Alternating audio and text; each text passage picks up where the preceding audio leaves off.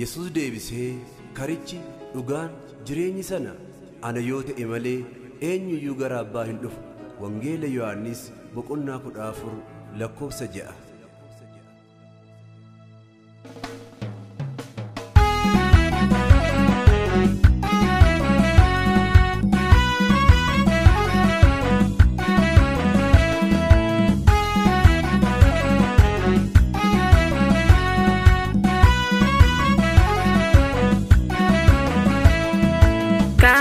Karabati Gesu Yesus Maha Dandi Mirgabati Gesu Kristus Karabati Gesu Yesus Maha Dandi Mirgabati Gesu Kristus Jireenyi barabarale isaan argama Kristos itamana maloya nama Jireenyi barabarale isaan argama Kristos itamana maloya nama Karabati Gesu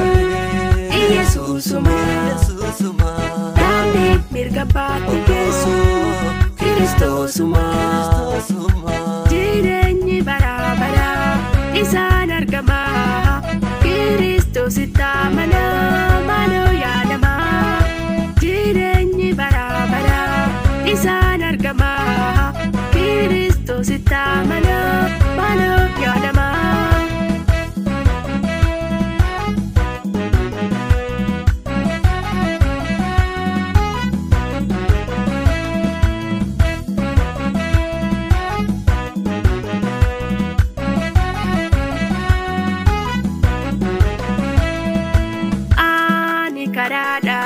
Ani dugada ani jirenya jedera Yesus ana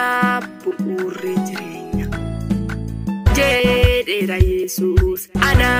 bu'uurri jirenya jede dubbatera dufetan simfuda biyya lafa keessa akka misimisa ammaaf garuu daakee dogo pesa para ni jiratu mootummaa koo keessa jedhe dubbatera dhufeetan simfuudha biyya lafa keessa akka misinniisa ammaaf garuu daakee dogo pesa para ni jiratu mootummaa koo keessa para ni jiratu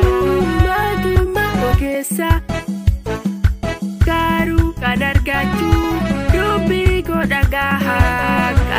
Karabati Gesu anuma hubadha Kristos dubbate anatti samana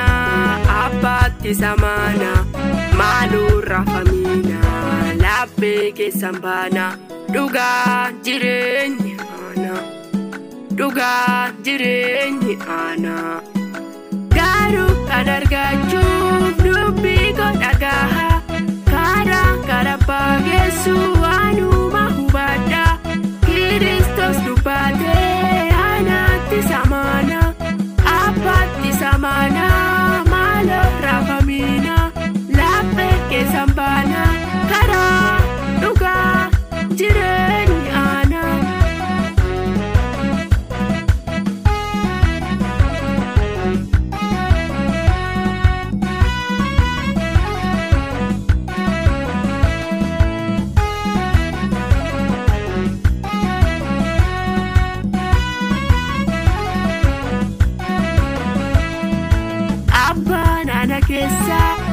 Ani sisin keessa yaada keessan hunda walaan qixxeessa hamaa dhufu hunda na jaalatti dheessa anaatu si bulcha abbaan ana keessa ani sisin keessa yaada keessan hunda walaan qixxeessa hamaa dhufu hunda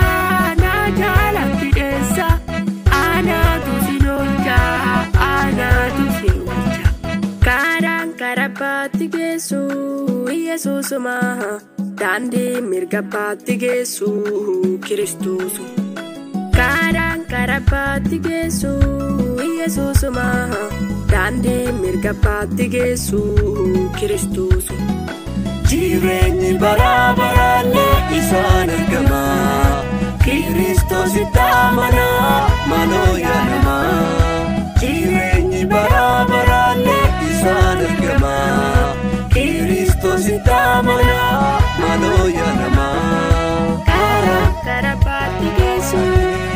Yesuusuma daandii mirgabbaatti geessu Kiristoosuma. Jireenyi bara bara isaan argama Kiristoositti amanaa